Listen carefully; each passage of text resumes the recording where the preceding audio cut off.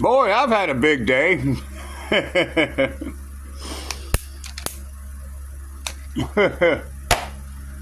I go to the store this morning like I do every single morning, okay?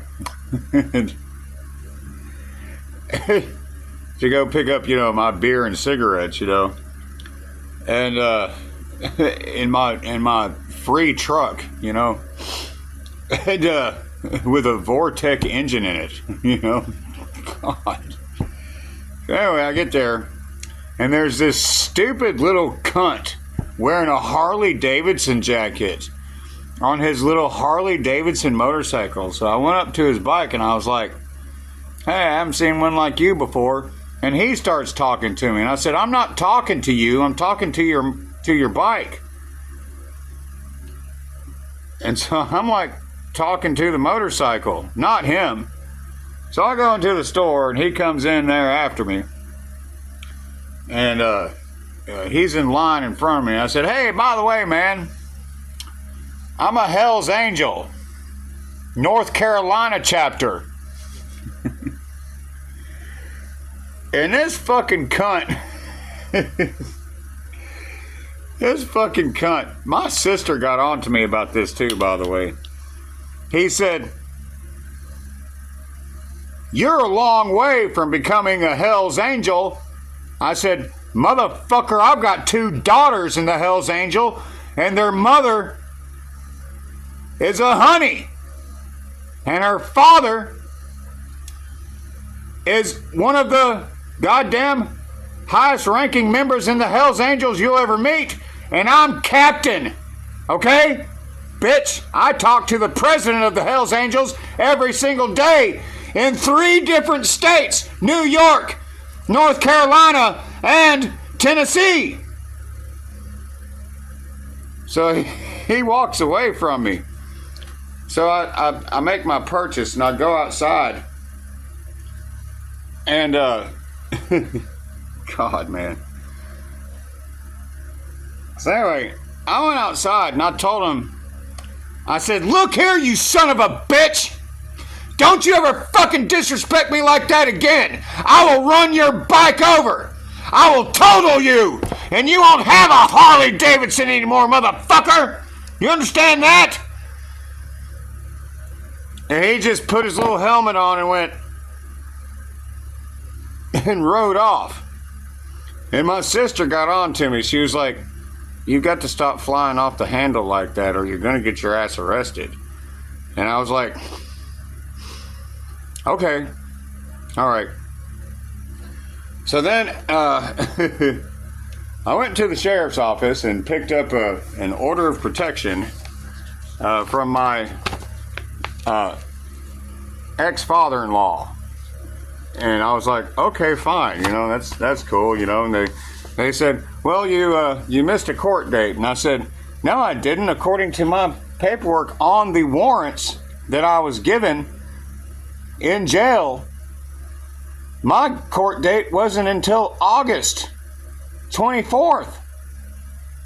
And they said, no, you actually just missed a court date. I said, well, that is the arresting officer's fault for making a clerical error. I went by the Criminal Investigation Division and talked to my friends who are detectives about this, and I showed them all this bullshit, and I was like, she made a clerical error, so I gotta go to court in 10 days, and these charges are just going to be dropped anyway. Okay? And they're like, you got evidence for all this? I was like, yeah. And my second ex-wife will testify for me about this bullshit.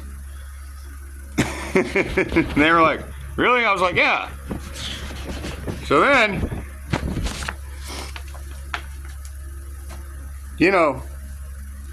I got my brother Chuck a contract waiting for him with Napalm Records from my ex-girlfriend in Austria, okay?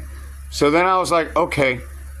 So after I left the jail, to pick up that bullshit paperwork, And those girls love seeing me. I went by my other brother's house, John. Okay, and I was like, hey, because he's got a studio in his basement, and he's gone way past that. He doesn't do studio work anymore. Like, he builds stages and does the sound for the big stage. That's what my brother John does.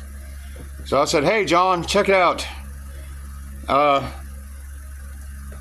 My ex-girlfriend Heidi in Napalm Records is going to sign Chuck, our brother Chuck, and he needs some studio time. And he said, well, I don't really do studio time anymore, but he said, give me his phone number and I'll get him in there, you know, in Music City, in a studio. And I was like, really? He said, yeah. I said, okay, cool. You know, and I pet his cat and he's got a cute little dog too now, which was cool. It was cool seeing him. We gave each other a big hug, and I was like, okay. Oh, what a day, you know? Oh, God. Jesus, man.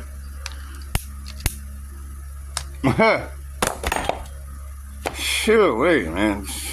I saw a bunch of officers that are friends of mine. You know, sheriff's officers, they're friends of mine, you know, and I was flirting with a bunch of the female officers. And I was like, hey, you know, I haven't seen you guys in a long time. So anyway. Oh, God, what a day. I'm serious.